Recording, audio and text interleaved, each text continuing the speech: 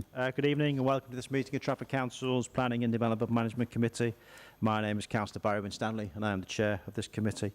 Can I extend a particular welcome to those in the public area, but I would like to remind them that whilst they are welcome to observe the meeting, this is not a meeting in which they are invited to participate unless by prior arrangement. I'd also like to emphasise that the safety and security of visitors, councillors and staff attending public meetings remains a priority. In order for us to be able to conduct business effectively today, I shall make everyone present aware that if a member of the public interrupts proceedings, I will order their removal from the premises. Thank you. Please could I remind all those present that we're making contributions to the committee. Comments should strictly relate to the planning merits of the case. Discriminatory or defamatory remarks are not appropriate and should not form part of any discussion. Can also be noted that we are being recorded for live and subsequent broadcast on the Council's social media channel. Continuing on, to my right is Councillor Sue Maitland, who is Vice Chair of this committee. To our left and right are Council Officers from Planning, Legal and Highways. To our front, on the right, in the main body of the Council chamber, are the rest of the members of the committee who are all local councillors. I'll introduce them as they speak. To the agenda, item 1, attendances. The note attendances, as we just have, and any apologies. We have apologies this evening from Councillor Hurst. Councillor Acton is attending as sub. Thank you, Councillor. Thank you, Councillor. Item 2, declarations of interest. Members to give notice of any personal or prejudicial interest and the nature of that interest relating to any item on the agenda in accordance with the adopted code of conduct. Does any member wish to declare an interest? Okay, thank you, members. One, just for noting from me, item 116869. A resident contacted me on this item, but I discussed only the process with them, not the detail of the item, before passing them on to one of my ward colleagues. Item 3 minutes to receive and so determined to approve as a correct record the minutes of the meeting held on 14th of August 2025. Can I have a proposer? Thank you, Councillor. And seconder? Councillor. Item 4, questions from members of the public. We have none this evening. Item 5, additional information report. To consider a report of the Head of Planning and Development to be tabled at the meeting. This has been so tabled. Item 6, applications for permission to develop. To consider the report of the Head of Planning and Development for the listed applications. We have 4 tonight and the process is the same in each case. The item was introduced by a member of the planning team. If we have speakers on the item, they then speak next. Members of the public for 3 minutes, ward members for 5 minutes. The item is then opened up for debate to members of the committee only, and they then come to a decision by majority vote. First item on the agenda is item 114818. It's 1 Trafford Wharf Road in Trafford Park. It's on page 1 of the pack. Mr Pearson will give the introduction. Thank you, Mr Pearson. Thank you, Chair. Planning permission is sought for the demolition of an existing office building and the development of a residential-led mixed-use development on Trafford Wharf Road within the Wharfside strategic location. The Wharfside area is due to undergo significant change over the coming years, with work on the draft Wharfside Strategic Master Plan ongoing. The site lies within the setting of the Grade 2 listed Trafford Road swing bridge and other non-designated heritage assets.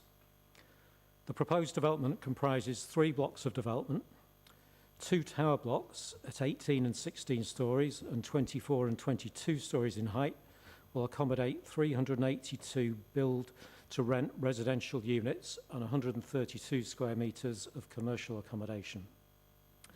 Block C to the south of the site ranges from 6 to 8 stories in height and would deliver 412 student bedrooms and over 2,000 square metres of academic space. 15 accessible car spaces are proposed, access from Victoria Place. The development is otherwise proposed to be car-free. The site would deliver a large area of improved public realm around the site to the north, east and south. Trafford Wharf Road would be reopened as an access route to a drop-off area to the east of Block B and for servicing. Access to pitch vendor spaces to the front of number 1 Old Trafford will be retained. The proposed towers are to be clad in a mix of red and buff brick. The units facing the Ship Canal and Victoria Warehouse will have access to private balconies, whilst the easternmost and westernmost elevations will be served by Juliet balconies. The towers will deliver an active frontage to the Ship Canal with ground floor amenity spaces and a commercial unit in Block B. A private residence landscape courtyard area will be provided between the towers, which will be visible from the public realm and roof terraces and be accessible to all residents. Block C will be clad in red brick and will relate well to Victoria Warehouse. It will deliver an active frontage to Victoria Place and the public realm to the east, with academic spaces and an ancillary cafe fronting these spaces. A landscape private podium courtyard and roof terrace will be provided to serve the student accommodation. 4 objections have been received, primarily relating to residential amenity impacts, inappropriate scale, design, traffic impacts, noise, and the agent of change principle. The representations received have been noted in the report, and the issues raised have been considered as part of the application appraisal. The proposal will deliver a package of Section 106 planning obligations comprising £2.4 million towards off-site affordable housing, over £196,000 towards off-site secondary education facilities, and over £329,000 towards outdoor sports facilities. The public realm proposals are estimated to cost £1.6 million. It is considered that the scheme, and particularly the introduction of a significant new area of public realm, which will act as a catalyst for the successful development of the wider Wharfside area. It's been concluded that the development would not result in any harm to the designated heritage assets and only minor harm in heritage terms to Victoria Warehouse, a non-designated heritage asset. All of the matters have been assessed and the proposal is considered to be acceptable in terms of planning policy, design, residential amenity, parking, highway safety, ecology, flood risk, drainage, contamination, and all other relevant matters. The Council currently has a housing land supply of 4.7 years, and as such the tilted balance is triggered. A review of the benefits and adverse impacts demonstrates that the benefits of the scheme significantly outweigh any harm which would arise. The application is therefore recommended for approval, subject to appropriate conditions and the Section 106 obligations. Members will note in the additional information report just a few updates. The number of student studio units built to M42 standards will be 27 and not 21 as indicated in the original report. It includes some clarification on the number of balconies proposed, the student cycle parking provision and the accessible parking provision and management arrangements. Thank you, Chair. Thank you, Mr. Pearson. Mr. Flanagan there? Well done, Mr. Flanagan. You'll get 3 minutes from when you press the microphone. Okay, thank you, Mr. Flanagan. Your own time. Cheers, thank you. Good evening, Planning Committee. My name is Tom Flanagan of Paul Butler Associates, the planning consultant for this application.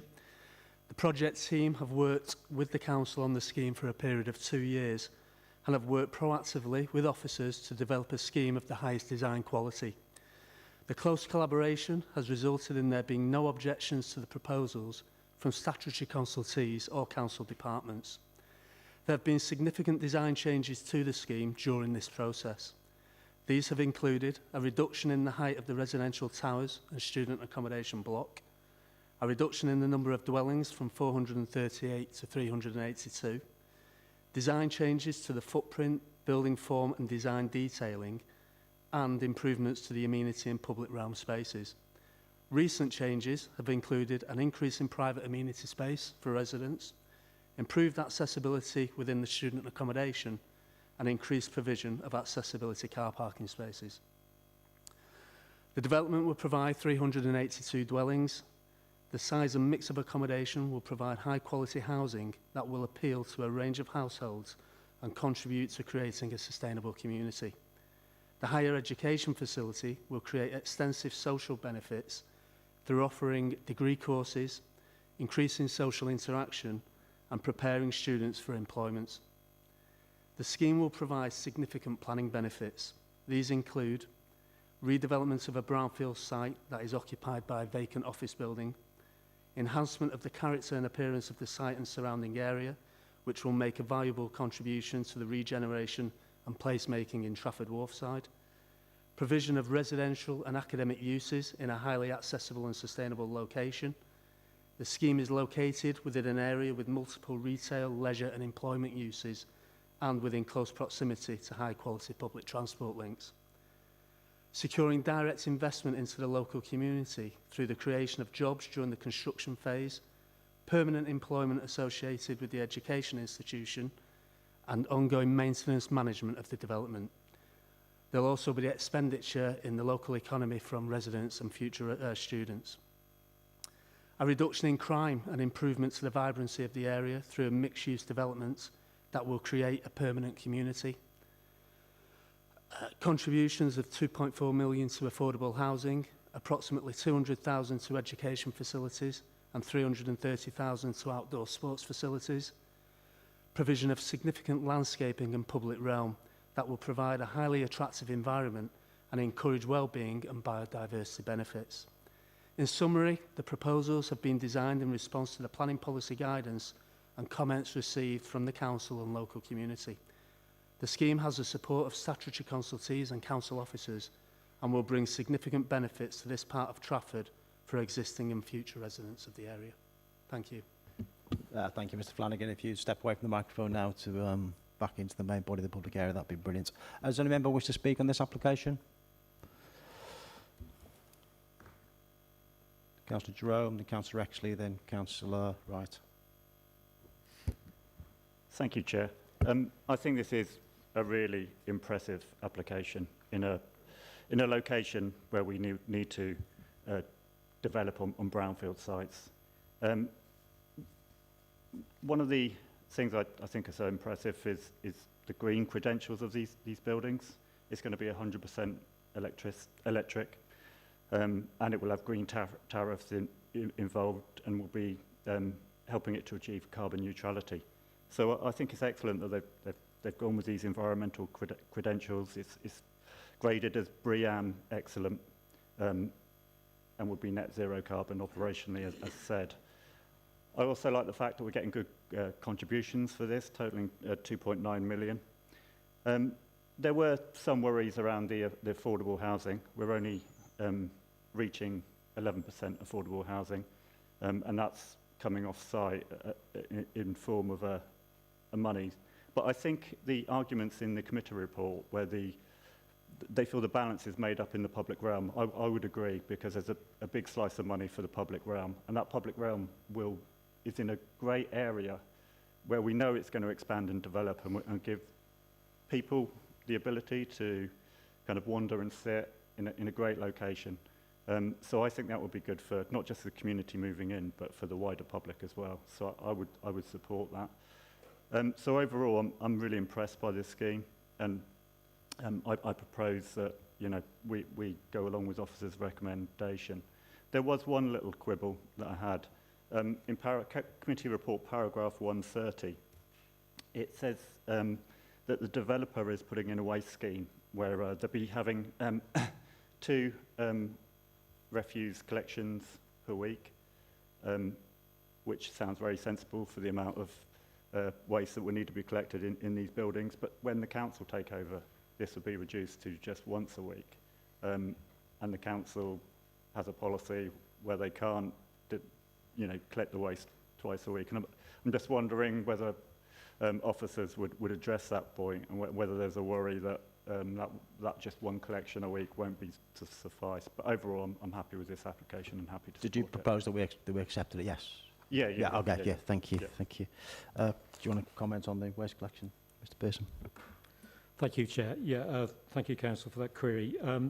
We have thought through this point, and condition 42 in the report requires the provision and retention of a twice-weekly collection service. So, the thinking behind that is that the developer will have to retain that private collection service, otherwise they'll be in breach of condition.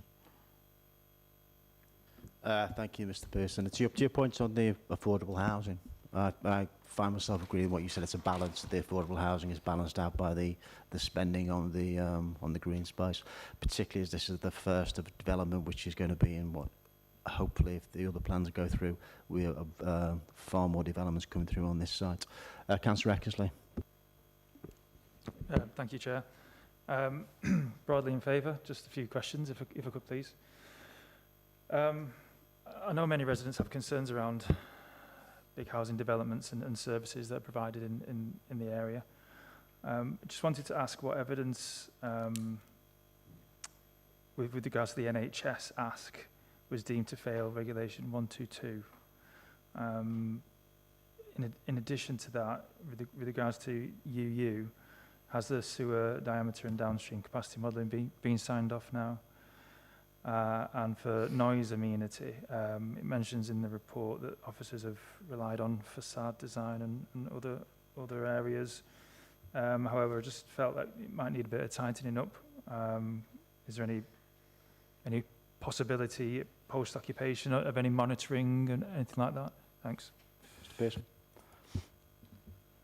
Thank you, Chair. Yes, I mean, the first of those points, the request from the NHS for a Section 106 contribution, as you say, we didn't feel that that met the tests for planning obligations that were set out in the MPPF, and that it wouldn't directly be related to, nor fairly and reasonably related in scale and kind to the development. So obviously the site at the moment sits within an area where, it's not within the catchment of a GP area in Trafford. It's not a residential area really at the moment.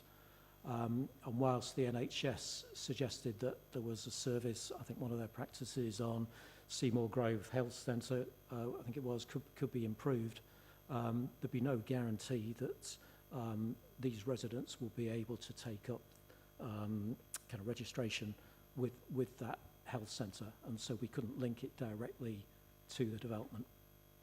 And that was ultimately why it wasn't considered appropriate to request that the applicant provide that contribution. Another factor is that all the planning obligation contributions, the metrics are set out within Supplementary Planning Guidance Document 1, and we don't have anything for health at the moment. So the thinking is there is plan preparation underway for the new local plan, and health provision and education provision for that matter in the wider Wharfside area will be taken into account during that plan process. So it will be a requirement, and future schemes coming forward in the Wharfside area, once the plan's adopted, are likely to have to provide contributions towards healthcare, education and the like. We couldn't actually link it to this, so we can't ask for the contribution from the developer, but as part of the ongoing Wharfside plan and the local plan, health schemes will come forward as part of those. So that's what you said, just for my clarity? It will be, yes, during the plan, yeah. Okay. Yeah. I mean, the United Utilities point, information's been received confirming that the sewer pipe's up to standard. So we're satisfied on that point. The noise, it's not an easy area in terms of dealing with noise, given the location of Victoria Warehouse, but the applicant's appointed acoustic consultants. We've appointed our own acoustic consultants, along with our environmental health officers, to check the noise, the likely noise impacts of the development. So that's been looked at in some detail, and we're quite satisfied that with the conditions that are attached to the report, that the noise issues are satisfactory and they shouldn't cause amenity issues for residents. Thank you, Mr Pearson. Councillor Wright. Thank you, Chair. I am broadly in favour of this development. There are just a few questions and comments I'd like to make. The first is in relation to the point, I think it's page 11.15, where it says it's broadly compliant with accommodation for families. I'm not entirely convinced personally that a high-rise block of apartments next door to student accommodation would be necessarily perfect for families to move into. I was wondering what the thinking was behind that. In the social rented and affordable rented sector, I wouldn't necessarily suggest that we'd place that people would be placed into high-rise blocks as families with children. So I'd just like to some clarity on that. In relation to the off-site affordable housing provision, I'd just like some further information as to why this was seen as appropriate. Is it mainly down to a sort of management of tenancy situation at the block? So, for example, would there be a difficulty in managing build-to-rent tenancies and affordable tenancies in the same place? Or is there another particular reason that it's been chosen to be off-site? Then in relation to the shortfall in affordable housing requirement, I suppose my point is that although I obviously completely understand that the public realm works will open up the development for future reference and create housing, which is absolutely needed in the borough, obviously the housing crisis is acute, it's now, so you know, I suppose in contrary to maybe what Councillor Jerome said,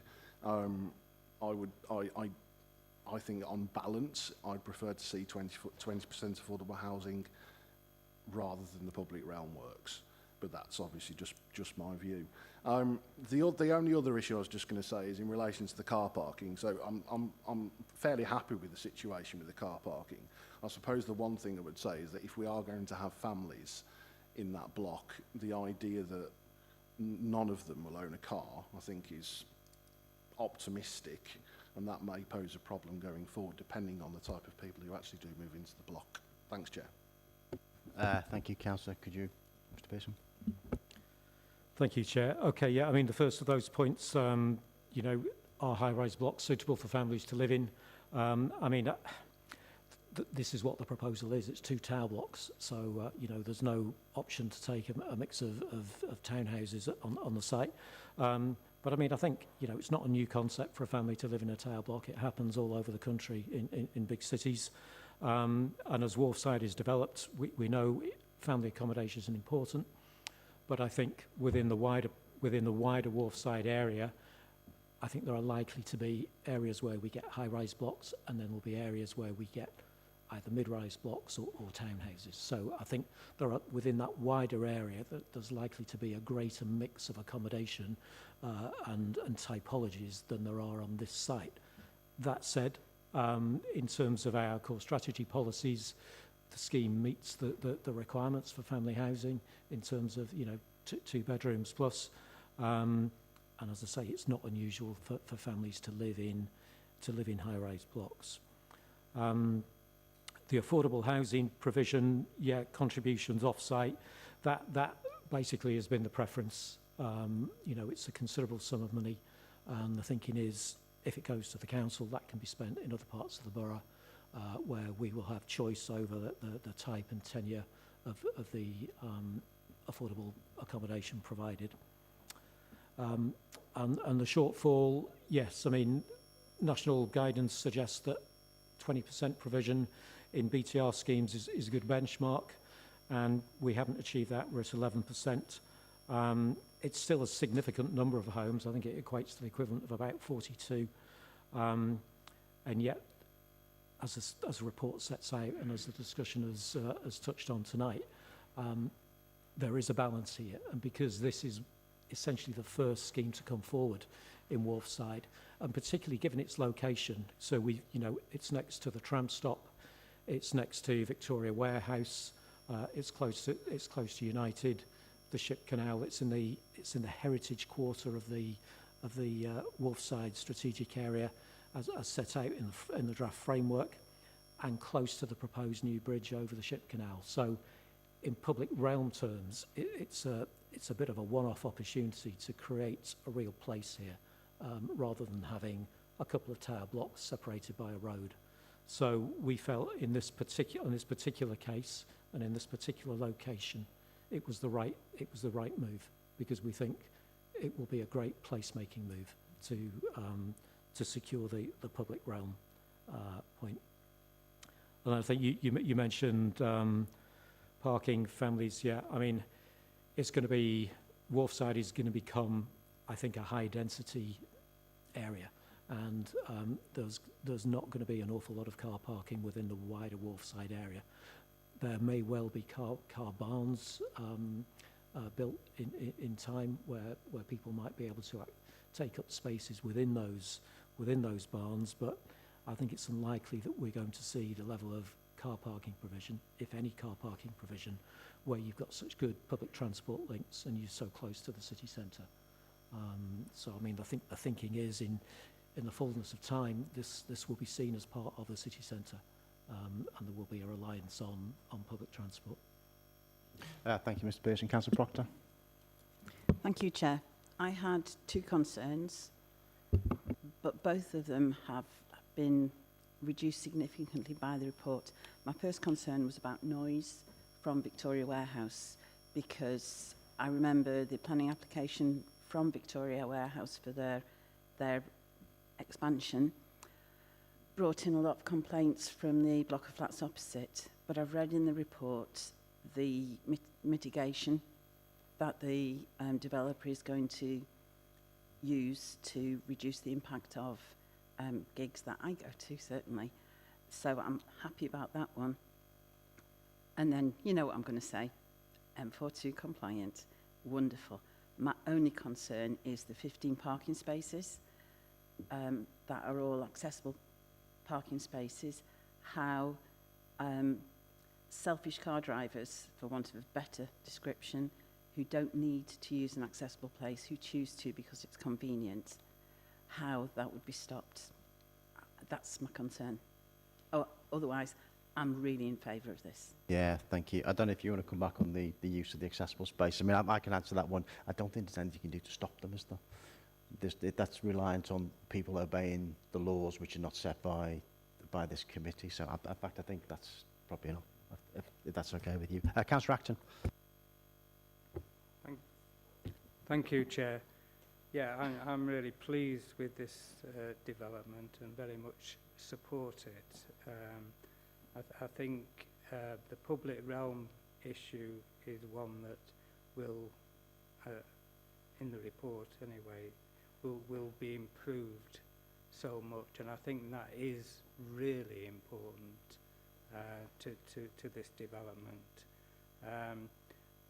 And I think the off-site social housing will be a great benefit, you know, for the housing stock. And I'm pleased to see the student accommodation. I think it's a new feature in that area, and again, I think will be absolutely brilliant.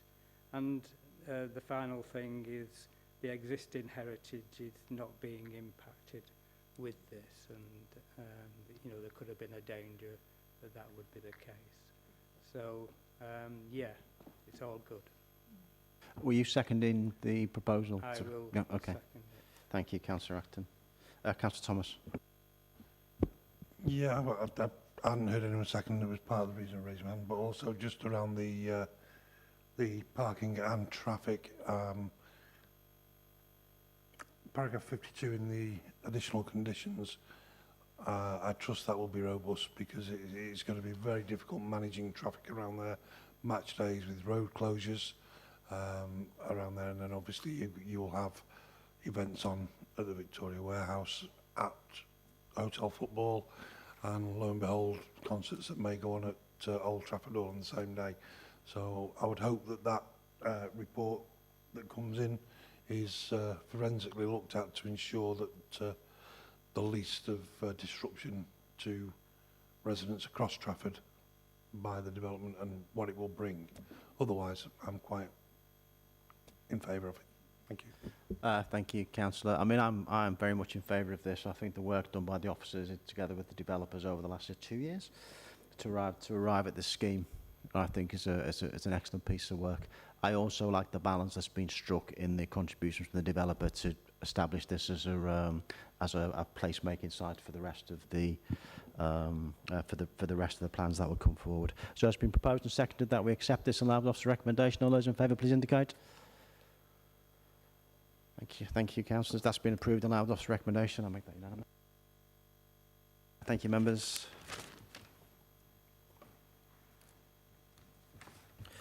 Next item on the agenda is item 116869, 12 Lyndhurst Avenue in Davyhulme. It's on page 112 of the pack. Mr. Day will give the introduction. Thank you, Mr. Day.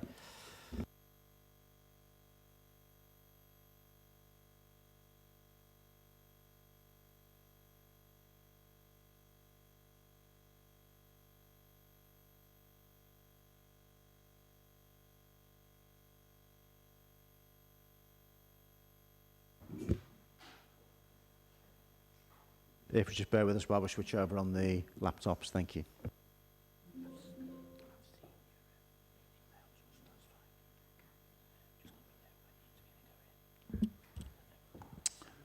Okay, Thank you, Mr.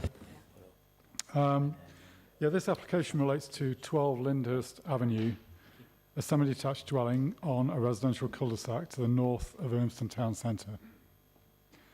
Planning permission is sought for a change of use from a dwelling house, use class C3, to a children's home, use class C2, providing supervisory residential care for up to 2 children between the ages of 11 to 18 years old, and with a maximum of 3 staff members on site. No external alterations are proposed to the dwelling, other than the provision of access ramps to the front and rear of the property. The application has received 13 letters of objection, which raise concerns relating to the proposed development, including in terms of its amenity and highways and parking impacts. The proposed development would result in the loss of a C3 dwelling house, but the proposed use would provide a different type of housing provision, with care provided, and would therefore have a neutral impact in terms of housing land supply. The proposal would add to the wider mix of housing types within this part of the borough and would make a positive contribution to meeting supported living housing need. The development is considered to be acceptable in terms of design and visual amenity, residential amenity, and highways and parking issues, and is considered to comply with the development plan as a whole. Given that the council does not currently have a 5-year housing land supply, the tilted balance in MPPF paragraph 11D2 is engaged. In relation to this test, it is considered that there are no adverse impacts that would significantly and demonstrably outweigh the benefits of granting planning permission when assessed against the policies in the MPPF taken as a whole. Therefore, the application is recommended for approval, subject to appropriate conditions. Thank you, Chair. Thank you, Mr. Day. Do we have Ms. Taylor and Councillor Carter in the room? Whichever one who wishes to go first can approach the microphone. Ms. Taylor? You get 3 minutes from when you press the button in your own time. Thank you. So good evening, everyone. I'm a resident of Lyndhurst Avenue, speaking on behalf of those who oppose this application. In your committee report, Environmental Health specifically requested operational controls to address amenity impacts to protect local residents, but you concluded it would not be enforceable. Having identified that real problems would impact residential amenity and compromise your own policy framework, which you cannot control, how can you justify approving this when your professionals have raised real doubt for this application and the impact it will have on our residents? Other councils who are members of the Places for Everyone plan have refused similar applications. In particular, Wigan Council refused an application on Billings Road for concerns to residential amenity. They identified the proposed change would result in an intensification of activity at the property, particularly referencing the pattern of visits by staff and other professionals. If these issues are a concern on a residential main road, how can you consider approving this on our constrained cul-de-sac? At Lyndhurst, the LHA has approved the 2 on-site parking spaces at the property, but this only covers staff on shift. Vala's amended statement of purpose claims parking in front of the property will not be permitted for visitors, but we already have double yellow lines at the top of the avenue due to the constant parking and congestion, so where are they expected to park? Our cul-de-sac has no turning circle and is already problematic throughout various times of the day. Pursuant to NPPF para 109 to 118, larger vehicles such as commercial waste collection from business premises will have to reverse down the avenue as it is too narrow for them to turn around, in itself an issue on safety. In Wigan's Council's refusal of Billings Road, they also acknowledged that professional visitors create intensification beyond normal family home use. Your assessment ignores this entirely. Our next point is that this proposal takes a 4-bedroom family home housing 5 people and converts it to just 2 permanent residents. Your report calls this loss of residents a neutral impact, but it is in fact a net loss of people. Pursuant to NPPF para 57 to 58, the council has approved over 20 locations of C2 children's homes, several of which currently remain empty. We urge you to utilise the empty properties before engaging additional properties and evicting genuine community residents pursuant to NPPF para 63. There's a family currently living at number 12 who have been there for 18 months. They rely on their children being able to walk to their local schools.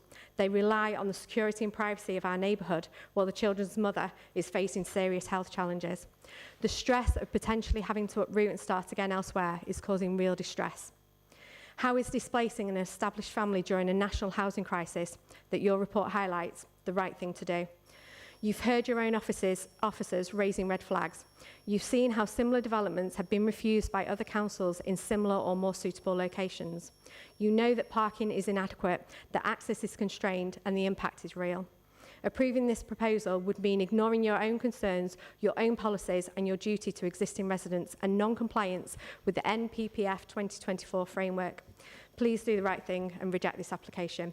We are happy to provide any substantiating evidence as required. Thank you, Ms Taylor. Thank you.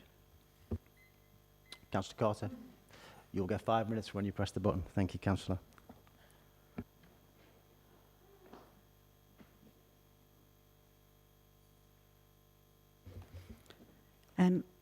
I come here this evening to support the residents of Lyndhurst Avenue in my capacity as their local councillor. The committee know that I'm generally in favour of supporting additional accommodation for children in care, but I've always been clear that I favour local, trusted, ethical providers to run this accommodation. The residents have made it clear in their submissions to the committee they do not believe this is a suitable location for such a provision. Lyndhurst Avenue is a quiet cul-de-sac that already suffers parking issues from being adjacent to a primary school and a nursery. The council have acknowledged this by painting yellow lines around the bottom half of the street. It is likely that the children's home will generate more traffic from staff, service vehicles and professional visitors, and the current plans do not take this into consideration. There are already instances of vehicles being parked and blocking access to people's driveway and property, and this can only increase. The report presented to the committee dismisses the potential for extra noise and disturbance to be created, but this cannot be right. The statement of intent details the shift times of staff. We can already see that there will be a change of shifts at 10 p.m. for the waking night staff. There would be a much greater intensity of activity than a typical family residence would generate, and residents feel this proposal has a clear potential to reduce the quality of life for the people who live there. The residents also have grave concerns about the company that have submitted this application. They believe there is a lack of detail and inconsistencies in their plan.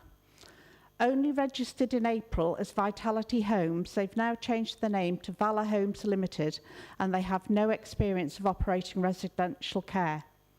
This raises reasonable questions about the organisation's experience, its readiness to provide the appropriate care and safeguarding for vulnerable children, and whether the venture has been established primarily for genuine care provision or for financial gain.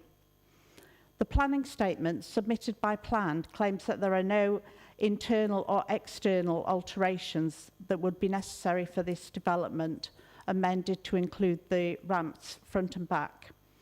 However, they also state an intention to accommodate all children, including those with a physical disability.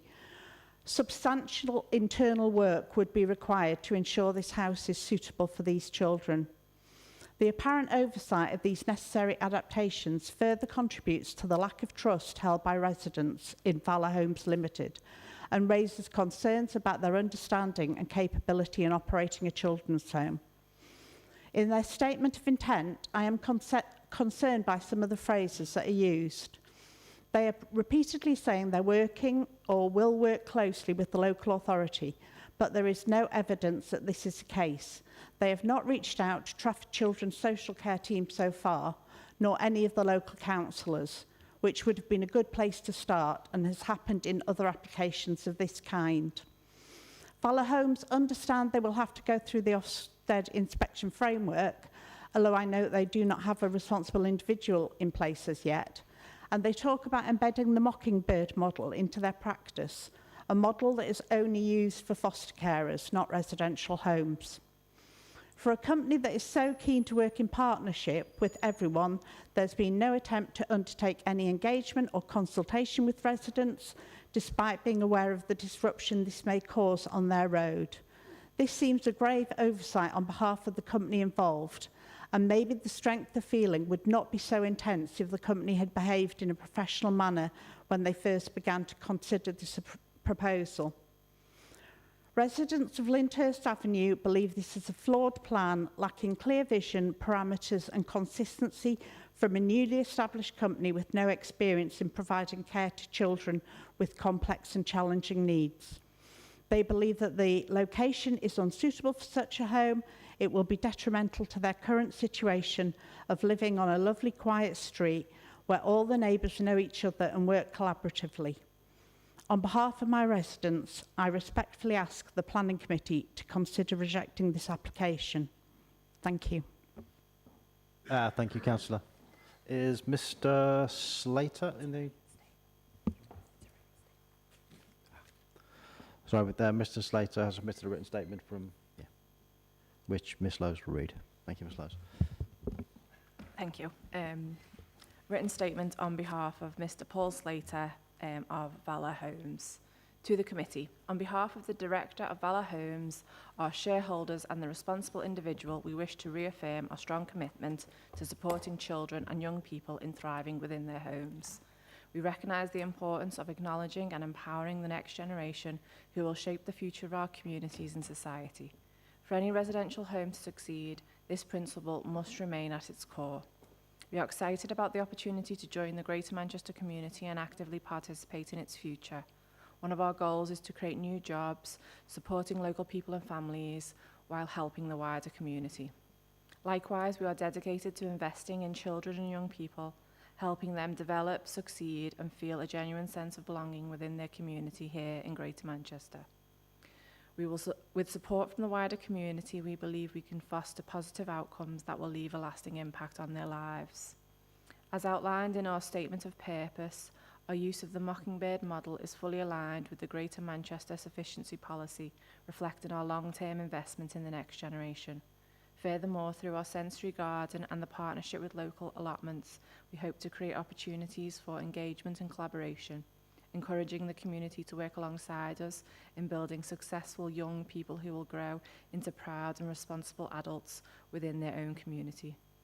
Our vision is to build something that not only strengthens the local economy, but also fosters community spirit and creates meaningful opportunities for the next generation to succeed. Thank you.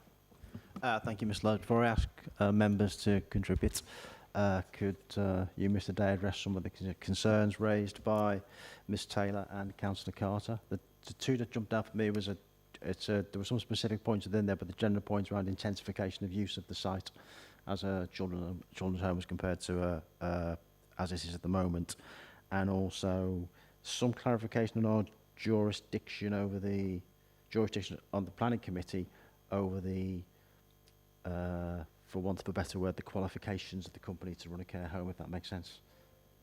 Yeah. Thank you, Mr. Day. Yeah, I mean, essentially,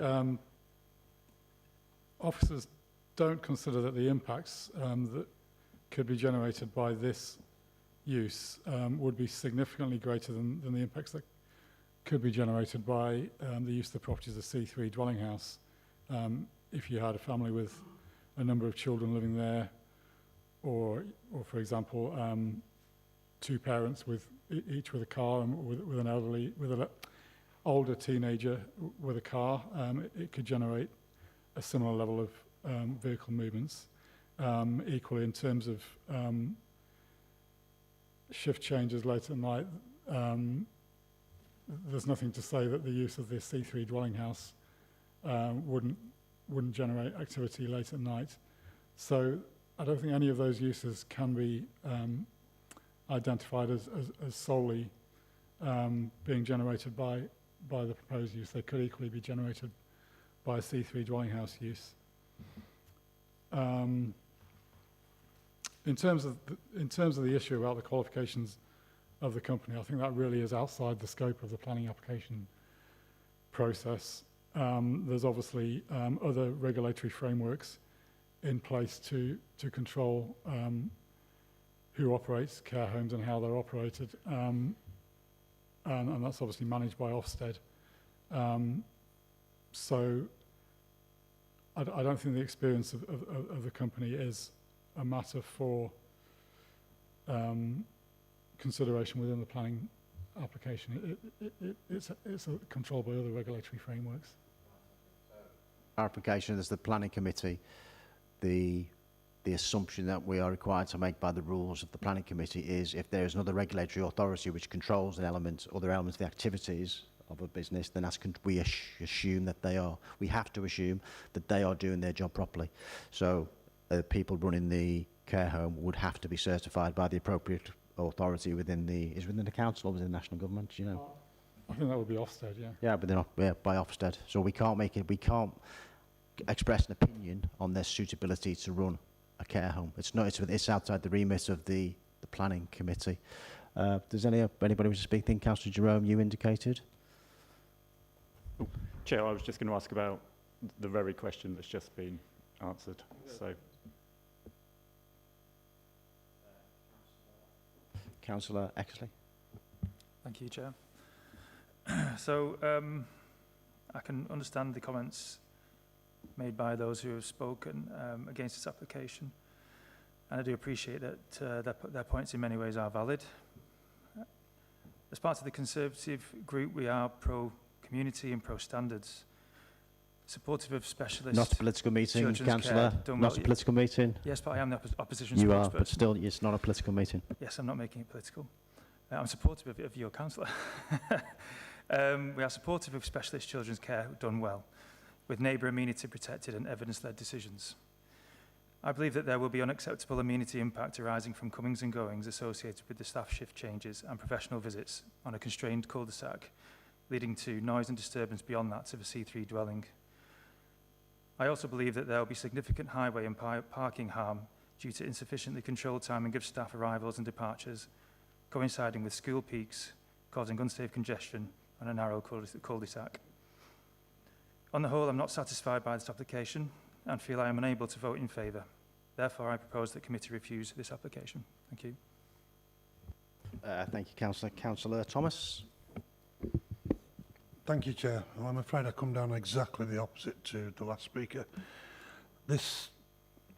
We've had a number of applications similar to this, and I always think that the word children's home is a little bit misleading. This is a household where children that are in need of residential care can live as a family in a family home. There are going to be no more than 2 children in the home. There's going to be 3 staff, and I would guess that if I stood at the bottom of Lyndhurst Avenue at 10 o'clock at night, I would see maybe 1 or 2 cars just nipping out to the local supermarkets, which is essentially what a change of staff would be.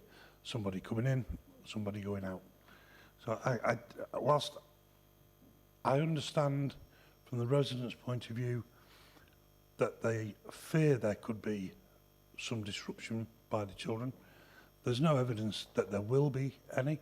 There's no change to the frontage of the house other than the ramps that disabled children or disabled anybody would need to get into a doorway, which I'm quite happy with. I think children coming up in a suburban street with other children around them is beneficial to the care, and it also is beneficial by learning to children that can understand some of the difficulties that children that need this form of care go through. So I'm quite happy to propose that we accept this application. Thank you, Councillor Thomas. Councillor Minnis.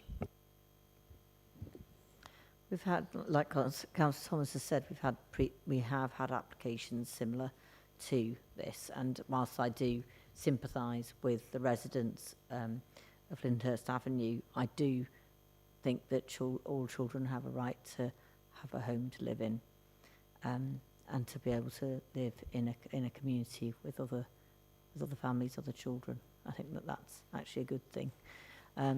I also I understand the concern about the comings and goings, but when families have children who have additional needs, you may well have, I've known people to have extra services coming in to take care of, to help care for those children. So this is, in that respect, really not a lot different. So you could have that with the normal dwelling house, and the same thing would be applying here. The 10 o'clock trip, well, I think we've all done it for all sorts of things over the years, nappies, milk, whatever the hell that needs to be sought for children. So, you know, I do have sympathies with the nearby residents, and I really hope that this, you know, that they can all settle in and settle with it. But I don't think it's a reason to refuse. I can understand the concerns about do we know this company, etc. But it's not a planning matter. That is for other Ofsted and whatnot to deal with. So I will be seconding this application, and yeah, I won't say what I have to say about other people's views. Thank you. Thank you, Councillor Minnis. Councillor Proctor. Thanks, Chair. As all councillors in the room know, I used to foster for Trafford for many years. What most of you don't know is we've recently started fostering again, and we're doing it part-time. We've got our children coming on Friday for the weekend. When I spoke to my neighbours and said, we're fostering, they were like, that is fantastic. Well done, you.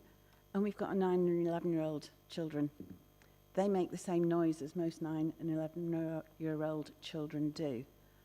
And our neighbours are happy for us because we're giving a home to 2 children who need it. We're giving a home to 2 wonderful little children who deserve to live in a loving family. And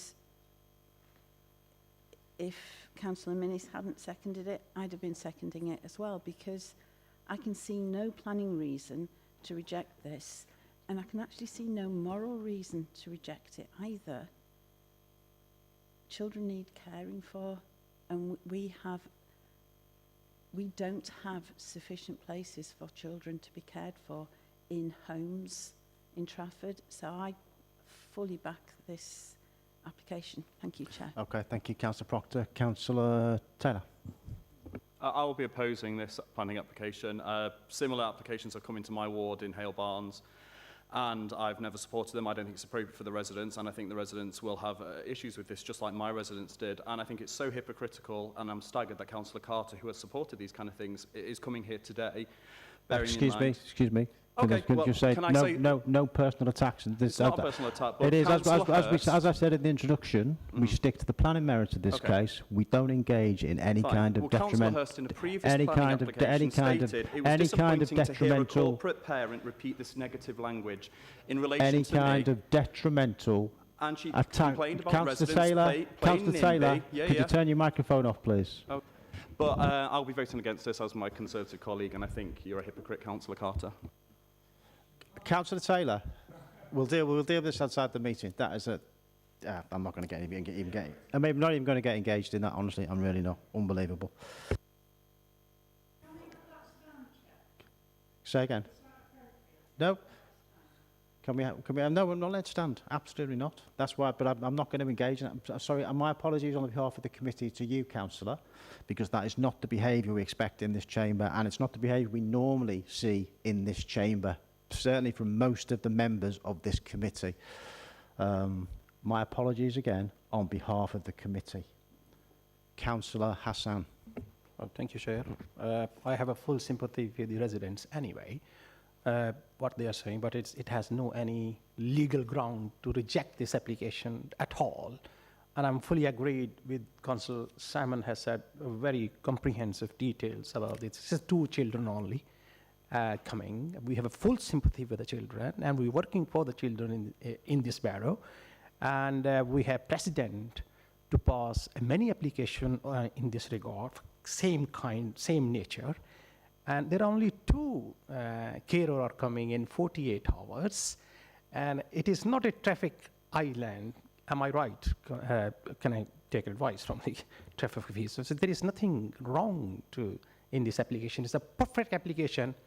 And I'm fully agreed with this application, and it should go through, and I fully support this application on behalf of the officers.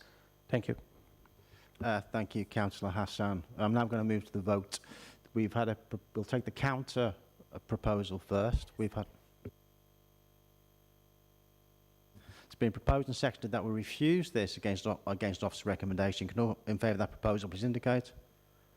Could all those against please indicate? Then that proposal has failed. I'll make that 211. We have the proposal to approve this in line with officer recommendation. All those in favour please indicate. All those against please indicate. That's been approved and allowed off recommendation. I'll make that 11-2 again. Thank you, members. Can I stress again that personal attacks are not acceptable in this committee? They are not acceptable from any member of any party to any other member of any other party or member of the committee or anybody else in this room. It is not acceptable. It's way below the standards that we expect in the council generally, and I won't have it in my committee. Please, not a repeat of that. Next item on the agenda is item 11. You may leave, councillor. Thank you.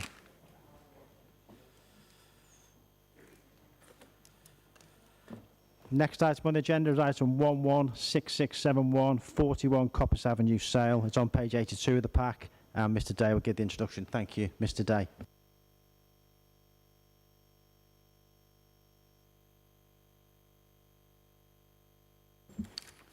Thank you, Chair.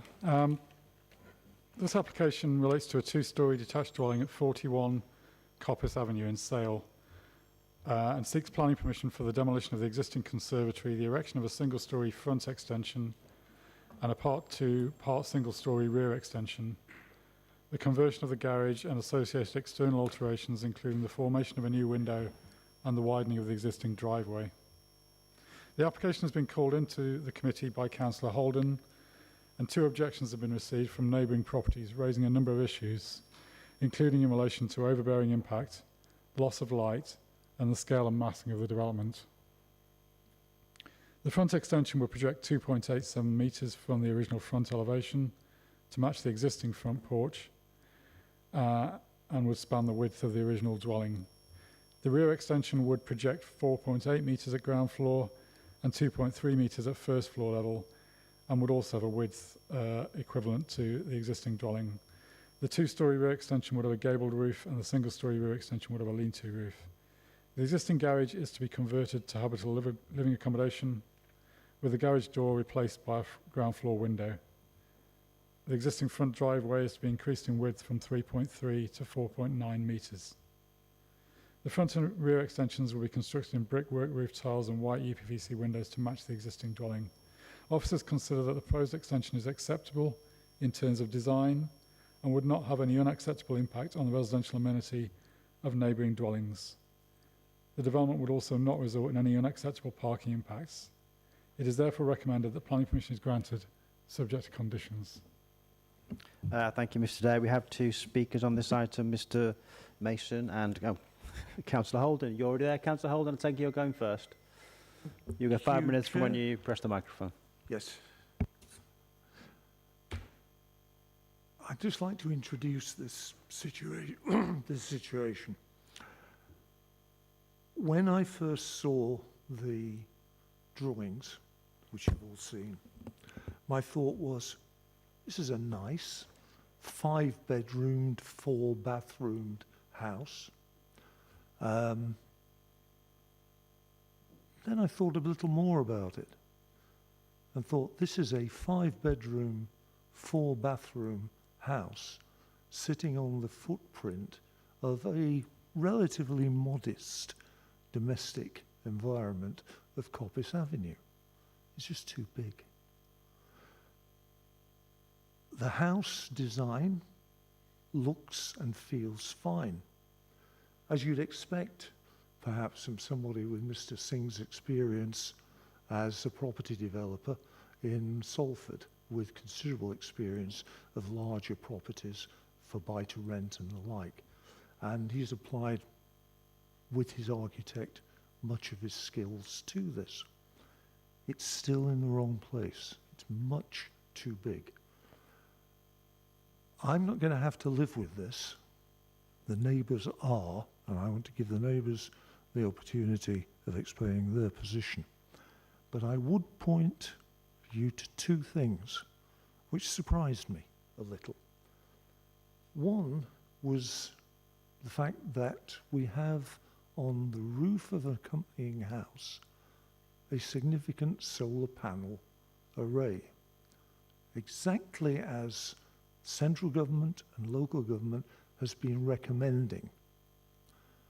The unfortunate thing is that with this extension, between the periods of October the 5th and March the 9th, this house will cast a shadow over those solar panels. And if we look at the case of William Ellis McLennan versus Medway Council, as recently as 2019, a planning application or a planning permission was overturned in the High Court on just those grounds, that the development would overshadow a neighbour's solar panels. And there are so many other things that are worrying me about it. You all know, you've seen the drawings. Isn't it always interesting that the drawings that are presented seldom show the neighbouring properties? They display the building and the layout in splendid isolation. And if I go back to the beginning of my presentation to you, there's nothing wrong with the design in a different location. But in the location that it's proposed, it's overbearing, it's too big, and it's an odd layout. 5 bedrooms and 4 bathrooms. I couldn't help remembering that in the little village I was brought up in, I don't think there were 4 bathrooms in the entire village. And yet here we're thinking of a house with multiple bathrooms and multiple bedrooms. And I just wonder what it's for, really do.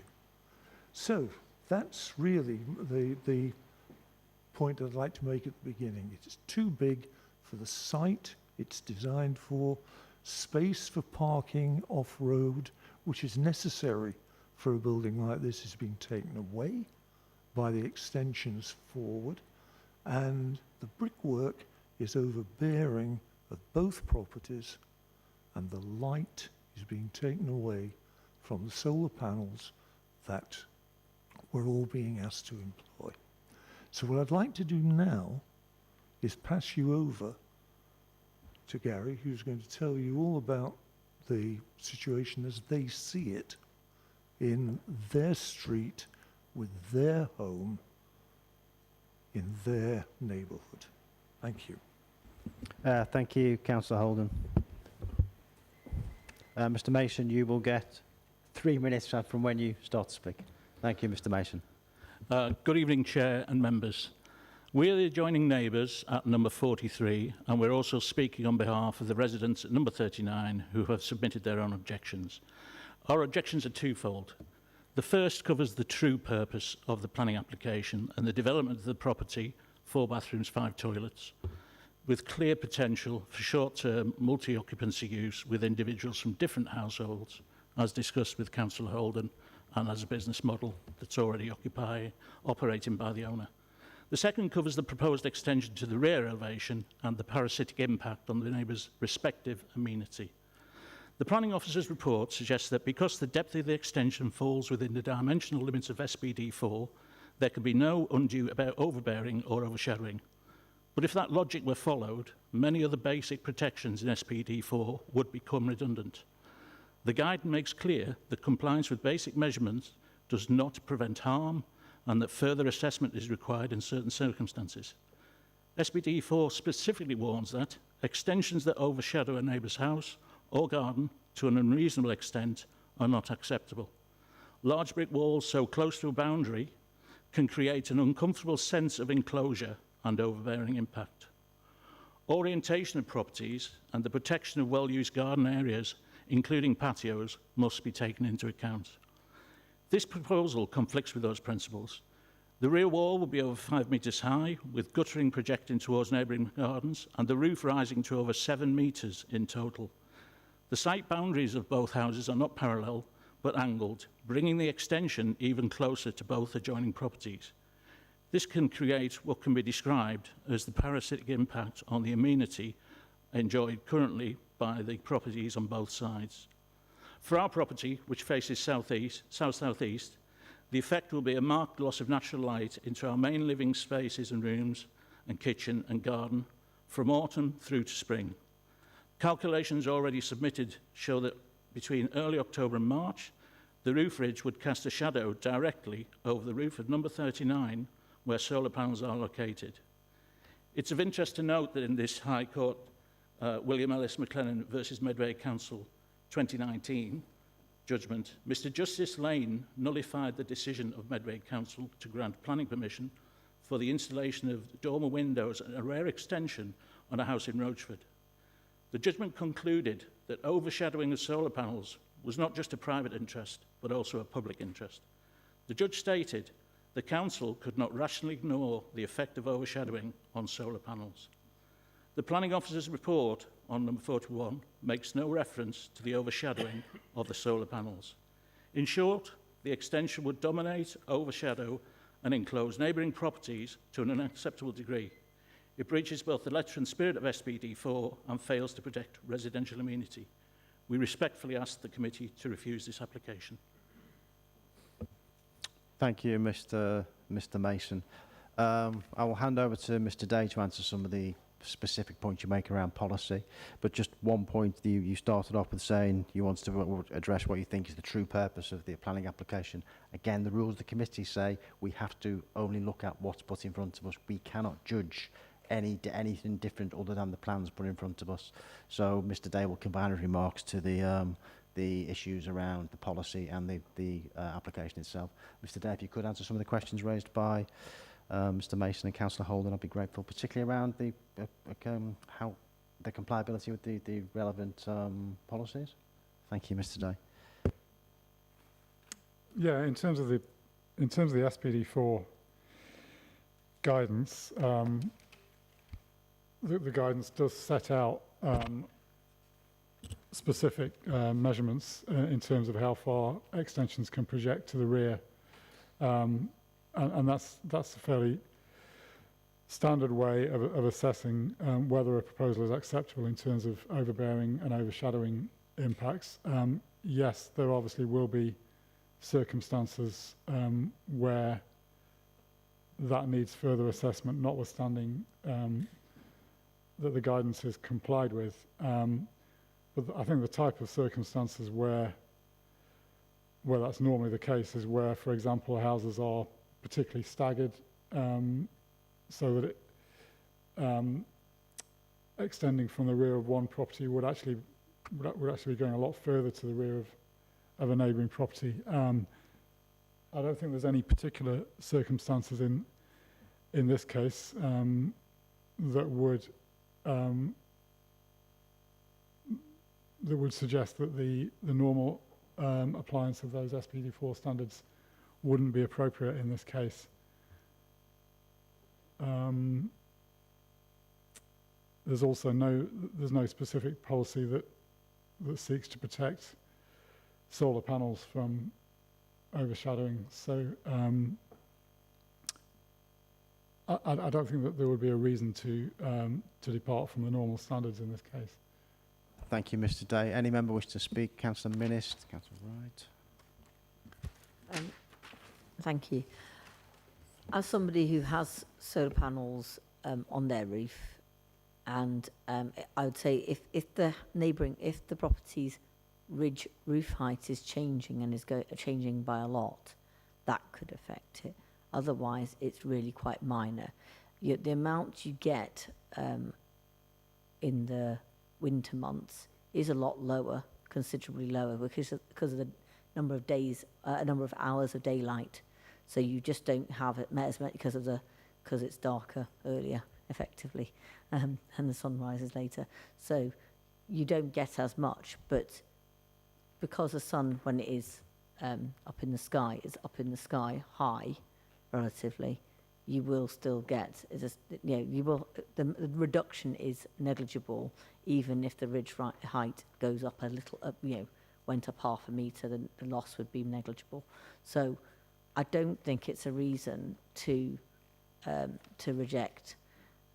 I can understand that it's a big change to the property. It's getting a lot bigger, but it's not breaching building lines as far as I could see. It's not, if the ridge height isn't, you're not destroying the street scene, Yes, it's a big extension. I'm not going to say, it's a tiny extension. No, it's not. It's a big one. As for the purpose of what people are using the rooms inside, we don't know, and that would be a separate application if somebody wanted to change the purpose of the house. So that's not what this is. This is about the alteration to an existing building and whether that is acceptable. I think that on the basis of what has been presented to us, I'm quite happy to actually approve with an offer in line with officer recommendation. I don't see a reason really to say no, including the solar panel part that I have considered. Sorry, did you say you're proposing it in line? I'm happy to propose. Okay, thank you, Councillor Mills. Councillor Wright.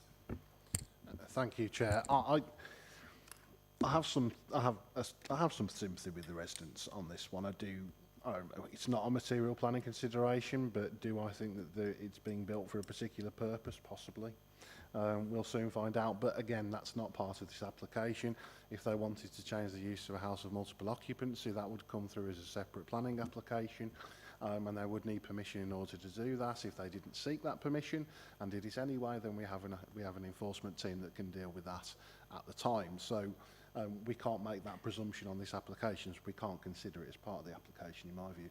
In relation to the solar panels argument, I'd just like a bit more information on that judgment, I think, which is obviously, I'm no lawyer by any stretch of the imagination, but what kind of precedent, if any, that has set on that type of situation, because obviously if there has been a precedent set, is there a risk in any kind of appeal to the council that you would consider? Thank you. Mr. I mean, I don't have the information on that judgment, so I can't really comment on the details of that case. Obviously, it could be that the details are not comparable at all with this case, but I just can't really. I do think it will be difficult to make a judgment on legal cases which we've not got in front of us. When the report was written, you would have relied upon our policies which are currently in place. Yeah. Okay. All right. No, Councillor Holden. Councillor Holden. Councillor Holden. Councillor Holden. Councillor Holden. Councillor Holden. Your contribution to the meeting is at the start when you have your 5-minute speech. Sorry, it's the rules of the game. Rules of the game. Councillor Thomas. Thank you, Chair. I used to work on this road years ago, newsagents. However, I am quite sympathetic. I think it's a good design. The ridge of the eaves of the extension are a good metre from what I can see on the plans below the existing ridgeline, which would mitigate some of the issues regarding winter light getting to the solar panels. It retains the front, retains the next door neighbour's front once the extension is put in place. It's equivalent. It is set slightly back on number 39 and number 41 as built, with the extension to, as you're looking at it, the number on the right, I'm sorry, I can't remember which number it is, but they've got a double front extension, single storey, and that projects their property further forward than 41. It's a 2-metre extension top and bottom with a further 2 metres underneath. I think it's of good design, and I notwithstanding that the red neighbours think that it may impact on their lifestyle, I don't think it'll have a massive impact, and I have no reason not to second the proposal to accept. Thank you, Councillor Thomas. Councillor Exley. Thank you, Chair.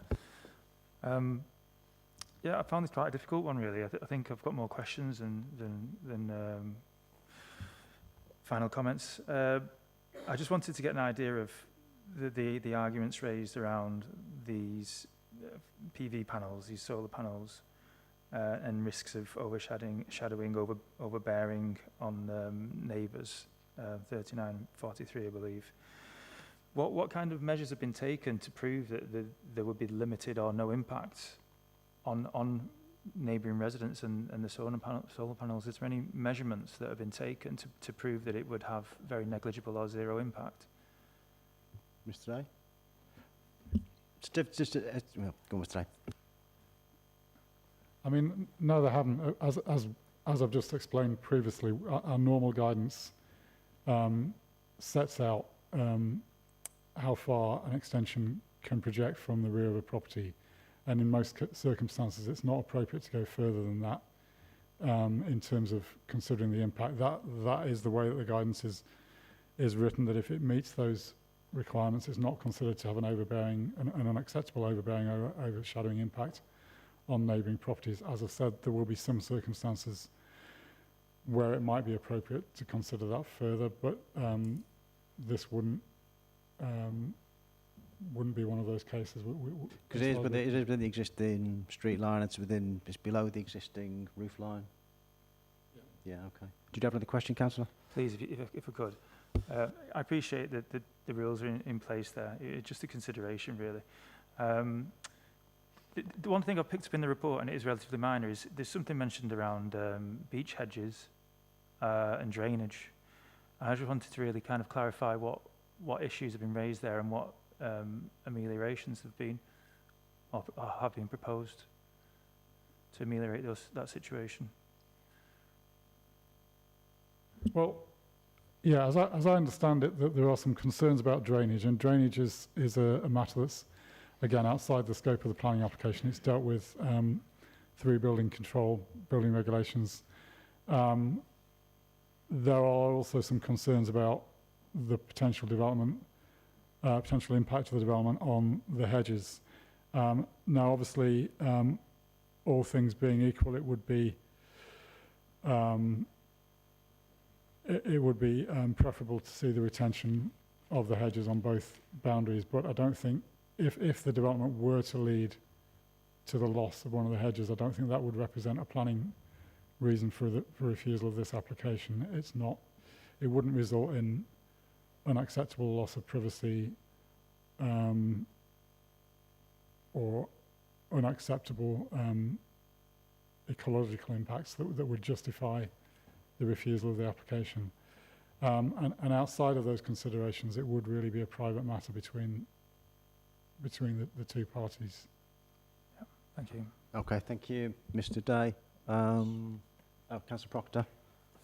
Thanks, Chair. I've just got a question. So looking at the site, one side is narrower, the other side is wider. Could it not be a condition that building materials weren't taken down the narrow side, so that hedge wouldn't get damaged, but they went down the wider side? Because I'd also not want to see not just the beech hedge damaged or lost, but the loss of biodiversity as well. Thanks. I mean, obviously that there are a lot of applications where we attach conditions regarding construction management plans, and if that's something the committee would want to see in this case, then obviously that kind of condition could be attached, and obviously it could make specific reference to the arrangements, to details of the arrangements. Would you be happy with that? For access to the rear to be part of that submission, I suppose. Is that acceptable to condition the according to Councillor Proctor's suggestion? Well, certainly that they would need to submit details of how the arrangements for accessing the rear of the site. Yeah. Could we action that to be, if this is approved, to be part of the approval process, and then the discussion to take place with the so if we can condition that would be part of the process, that conversation would take place. Would that be acceptable? Yeah. Okay, great. Anyone else wish to speak? Okay, so it's actually been proposed and seconded. We accept this allowed officer recommendation, but I'll change that proposal to propose allowed officer recommendation with the additional condition and conversation taking place in line with what Councillor Proctor said. So on that basis, it's been proposed and seconded. All those in favour of approval, please indicate. All those against? So I'll make that you're abstaining. Abstaining, okay. So I made that 11-1 and 1 abstention. Okay, thank you, Councillor Eckersley. So it's highly unusual to abstain. It's normally in the committee. I mean, you're allowed to abstain. It's up to you. It's up to you to abstain. But we're usually here to make a decision. Okay, thank you. So that's been approved in line with Officer recommendation with the additional pointers made by Councillor Proctor. The final item on the agenda is item 116817, 12A Old Hayes Road in Timperley. It's on page 92 of the pack. Ms Milner will give the introduction. Thank you, Ms Milner. And again, just bear with us while we change the laptops over. Thank you, members.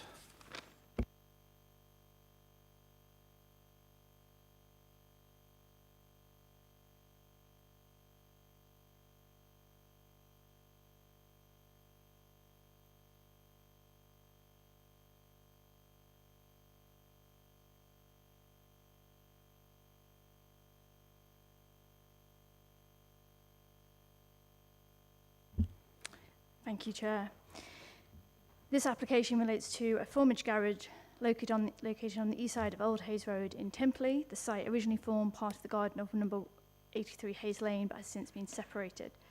Planning permission sought for the conversion of the building to a one-bed single dwelling and the erection of a single-storey side and rear extension with associated external alterations. Planning permission for the change of use and a side extension was granted by committee in October 2024, as members may recall. However, since then, additional work has been undertaken on site which was not granted by the permission, and therefore this application seeks to regularise those additional works. To note, whilst works are currently underway on the extensions, neither the external or the internal works are fully complete.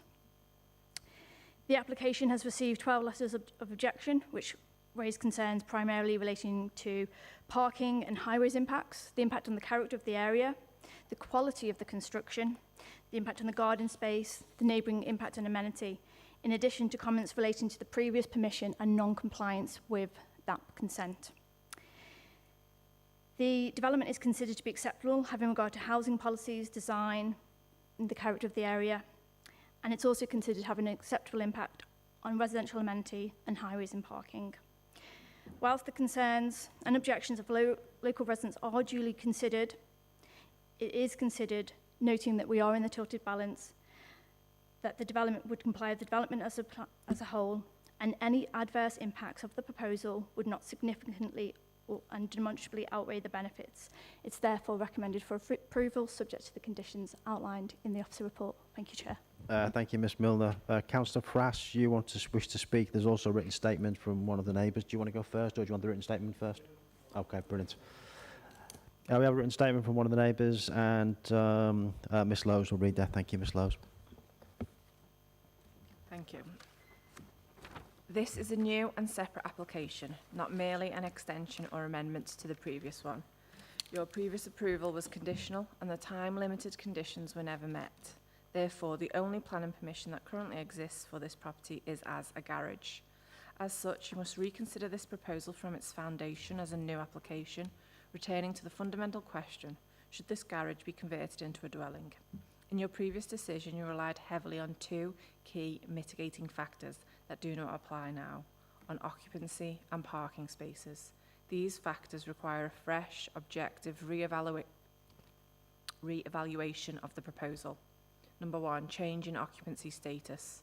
We reviewed your previous deliberations carefully and note you leaned heavily into the assumption that the proposed cottage was already occupied and therefore no additional problems would be created. There is no evidence to support this fact, yet it was critical to your decision. The assumption has since been disproven. The planning officer's report for this new application confirms the house is not occupied. Furthermore, executor services have confirmed that no council tax has ever been raised against this property. You cannot base your decision on a fact that has been proven false. You must rethink this from the position that no dwelling was ever established here previously. 2. Road overcrowding. You previously dismissed concerns about road overcrowding by noting that the garage space was already established for parking. We agree that planning permission does exist for a garage. However, neighbours have confirmed that it was only ever used as a workshop and therefore vehicular access was not used in practice. Further, you must consider that a garage 60 foot down a grass garden puts a substantially different level of demand on a road than a house would, and even more so for a disabled person needing regular carer visits, for example. Visitors and deliveries to the original house use the access from Hayes Lane, where there's ample street parking and immediate access to the front door. The parking is now a 700-foot walk away, and instead visitors and deliveries to this new cottage will be expected to use the crowded, narrow lane to access the front door. This is a substantial change to the previous established use of the lane, which is virtually nothing. You must consider the road overcrowding as a new factor and not as anything already established. 3. Garden space and access. The application purports suitability for someone with mobility needs. However, the secondary garden exit is too narrow for wheelchair access, meaning that a fire occupants would be trapped in a confined outdoor space.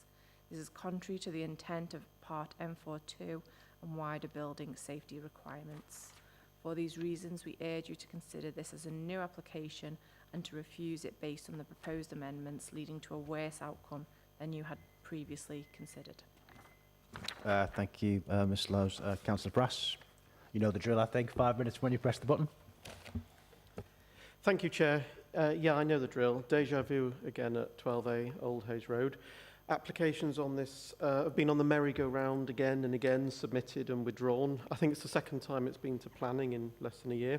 Believe it or not, I've never actually had to call this in. I'm just here as the ward councillor. Despite being the smallest road in Timperley, it garners enough objections to automatically come before the committee. That's how inappropriate these plans are. I don't have a speech, I just wanted to focus on a couple points, but the neighbours have actually put a very, very good report together there. So I did watch back the recording of the old meeting. At about 47.5 minutes mark, the planning officer says, if you visited the site, it appears as a dwelling. We've been informed people are living there. Well, and shortly afterwards, Chair, I think you said it is a dwelling at the moment. We've just heard that has been corrected. So I thank you for that. It is not, has not, and never has been a dwelling. It may well have had some conversion work done. I think we've heard that's part way, but nobody is presently living there. And Exchequer Services confirm there's no such address. It's not eligible for council tax. It's not a dwelling. All I'm saying is that committee members shouldn't really vote thinking, oh, well, we've got someone living there. We haven't. I think it's not on the committee this time, but last time one of the members pointed out it's a single leaf wall, which isn't appropriate for living in. I understand we're not here to discuss building control. That's up to them to address that.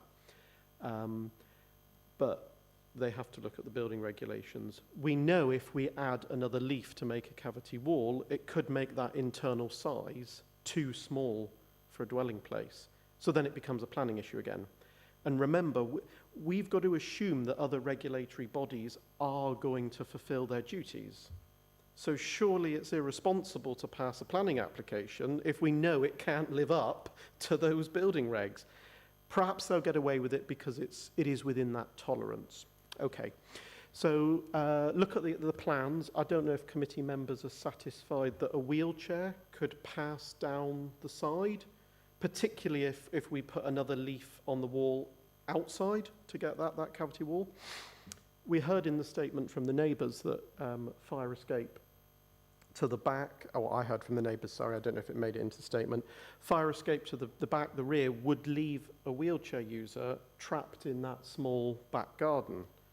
So really, I don't have a lot more to say. I just want to finish by asking if the officers could explain if, in their view, it's possible for the plans that we've shown to meet M42 requirements, which are listed under the subject to conditions, and also build it according to the drawing on the screen. Can you do both at the same time and meet that? If not, why are we approving this again? Thank you. Thank you, Councillor Frass. Would you like to come back in on some of the points made, please? Thank you, Chair. So, just to pick up on the written statement, the previous application is still extant, but it is noted that a number of conditions are in breach because they were time limited. That was because at the time we were, on good faith, had the information that somebody was living there, so we had been retrospective, and therefore we time limited those conditions to ensure they were implicated in a timely manner. What I would note is in the previous committee, the head of planning did also say if there was a material change in circumstance, it would need to go back through the planning system. That's exactly what we're here for today. We found out there was a material change in circumstance, other works have commenced, therefore a new application is before you. But what I would say is that in the previous application, even though we were under the assumption that somebody might have been living there, that didn't fetter officers' assessment. We still made a thorough assessment of whether that was suitable to be a dwelling, whether somebody was living there or not.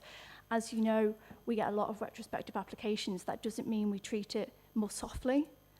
We still interrogated the proposal and put to you a recommendation that it was suitable to be a dwelling. In terms of the number of objections, yes, that is duly noted, but again, the number of objections, as you know, does not mean the scheme is unacceptable. We must assess it against the development plan and the material considerations of the dwelling. Building regs, that is a separate matter. I've spoken with our colleagues in building regulations. They are dealing with it, but we are two separate legislatory bodies and we must stay separate. In regards to the comments about this be built and comply with M42, by putting the M42 condition on, that triggers a requirement to meet that in building regs. So if we don't put the M42 condition on, they don't have to build it to that standard under building regulations. This is set out in national legislation. But because we put that on, they are now required to do that when they go for building reg sign-off. So we've also noted in regards to the rear access that it isn't level, but we've said the landscaping plan has the opportunity to show how that can be levelled out, and we've again put that condition on. So we have kind of sought to address that. In terms of the access to the side, that's 1.1 metres wide. Whilst we know this is a person, we've been told that this has been designed for someone with accessible needs. We don't know the exact personal, this is not a personal permission, and somebody could move in with or without accessible needs. That is just what the applicant is telling us, and that's why certain features have been added. But from our side, this is acceptable, and we must take it on face value. Thank you, Chair. Okay, thank you, Ms Milner. So just for my clarity, the use of the property as a dwelling is already been it already has planning permission. So we can't relitigate what's there already. So all we're looking at is the scheme that is in front of us now with all of the. Sorry, did you want to come back on there? Yeah. So with all of the with the plans as they have now been built on site. So that's what we're looking at. If we refuse this tonight, there's still an extant planning permission for the site to be used as a dwelling place. So they would, the difficulty there is a fallback, but they almost can't build what they've got the permission for, because they've strayed beyond the consent. So they are in breach of conditions. So the principle of having a dwelling here has been established, but they can't build the previous permission because the previous permission took off their permitted development rights, and they can't amend the description of development through a variation. So they're in limbo, and that's why we've said you need to regularise this consent. We need a full permission as a whole. And I must reiterate that even though we were led to believe last time that somebody was living there, that didn't make any assumptions for the officers. We still assessed it on, is this acceptable? Does it meet, national space standards? Is there adequate daylight? Is there parking? Is there garden space? So we took that assessment as a whole. Thank you. Ms Miller. Any members to speak? Councillor Exley, then Councillor Minnis. Thank you, Chair. I must say I'm in complete agreement with officers here, and I think you've managed it really well. I can understand it must be frustrating for residents and whatnot, but looking at the site, yeah, it looks a bit tight on paper, but 1.1 metre width, that to me seems like a suitable width to get a wheelchair through for means of escape. I feel, yes, there are issues with this application, but I feel it's almost out of our hands and it's more of a building regs issue than a planning issue. So as far as I'm concerned, I think all we can do is approve it. I'm going to propose that we do approve it. Thank you. Thank you, Councillor. Councillor Minnis. I understand that it's a building regs issue about the fact that when you add the extra, when you turn the wall into a cavity wall, you no longer will be able to fit a wheelchair down the side, and then it's then not compliant with M42 because you can't escape from the garden. Given that it's impossible basically to carry out what our conditions are for it to be compliant, it's impossible to do. Why would you approve something that you physically can't build? I'm thinking, like, if somebody puts in an application, can I build a football pitch, please, with you know, on that plot? You think, well, you know, technically, whether you can fit it on there or not is not our concern, right?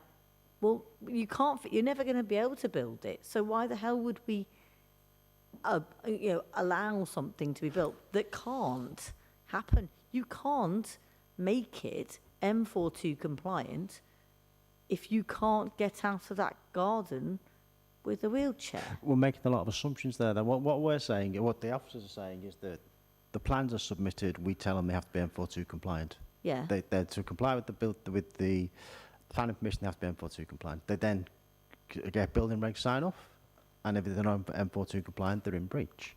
But we cannot postulate on what they're going to do. We can't. We can only look at what's in front of us now. So I'm not even arguing. I'm taking your point, but I don't think it's something that we can address this committee. So we're in the realms of building football pitch on this plot. No, right? That's okay. I'm not an expert. I'm not an expert in building a cavity wall. I'll leave that to the builders.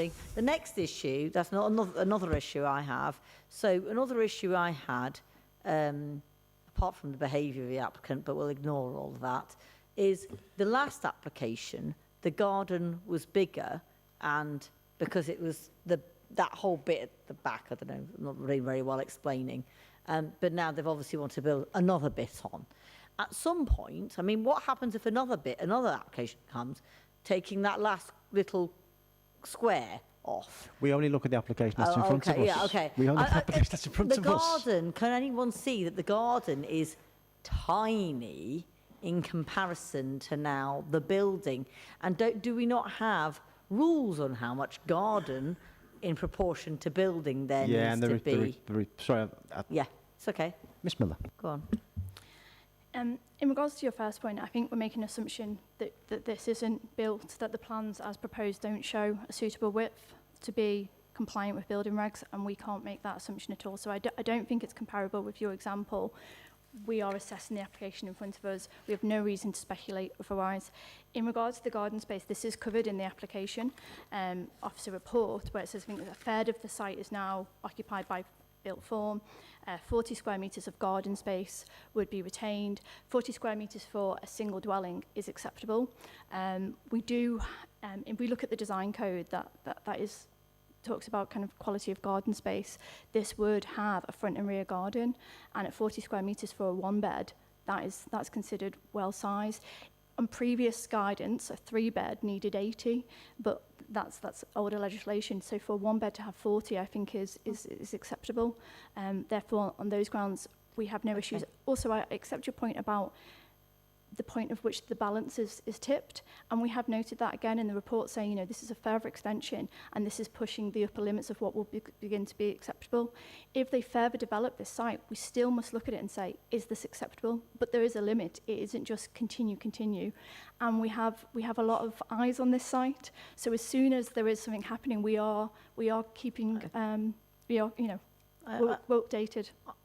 I'm glad we have a lot of eyes on this site, because we obviously didn't when we missed the fact that no one's living in there. So I'm glad now we have a lot of eyes. That's great, and now we know that nobody lives in there. I can't, quite frankly, approve something that is impossible to build. You're asking me effectively to approve something. There's a football pitch on the size of we'll have to agree to disagree on that. Yeah. On that now, you're not going to support this application, are you, Councillor Thomas? Thank you, Chair. Personally, people that exceed the planning authority or planning permission that they've got, I would love to go in and rip it down reasonably. We can't do that. We have in front of us an application for a build that complies. I would like a condition that the pathway down the side of the house remains above 1.1 metres. That covers the M42 and disabled egress. If we can put it in, I would like it. Whether or not it's possible, I'll let the officers come back to me on that. We already have the approved plans condition, which says the development must be built in accordance with these approved plans. So that effectively does what you're asking. That is a condition in itself. Yeah, thank you. So, you know, on that basis, although people that deliberately build outside of the parameters that they've applied for is very galling and annoys me no end, I will have to second it because there is no planning reason, whether they want a football pitch, a baseball stadium, or perhaps a new Old Trafford, that we can say against it. So I'm happy to second. Okay, thank you. Thank you. Thank you, Councillor Thomas. We have to look at the scheme that's in front of us, and whether they've broken the rules of the previous planning permission or whether they haven't. We look at the schemes in front of us, as you so rightly say. So it's been proposed and seconded that we approve this allowed officer recommendation. All those in favour, please indicate. All those against. I'll make that 12 to 1. That's been approved, the allowed officer recommendation. Thank you, members. That concludes tonight's meeting. Thank you all for coming.